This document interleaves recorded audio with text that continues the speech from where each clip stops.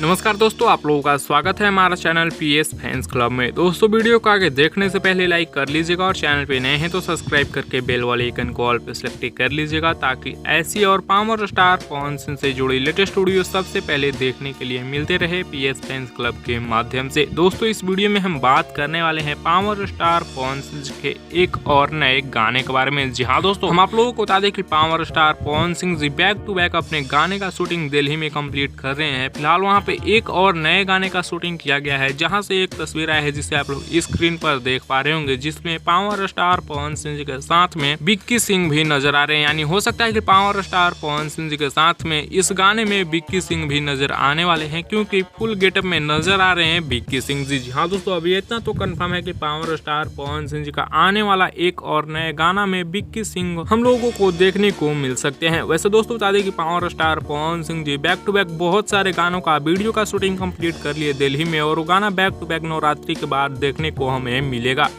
वैसे कल सुबह में 11 बजे हम भोजपुर के यूट्यूब चैनल पर टीजर आ रहा है लाल घाघरा को, उसे देखना आप लोग ना भूलिएगा। सो इस वीडियो में बस इतना ही, मिलते हैं आप लोगों से नेक्स्ट वीडियो में नए अपडेट के साथ। तब तक के लिए बने रहिए आप हमारे चैनल पीएस फैंस क्लब के साथ।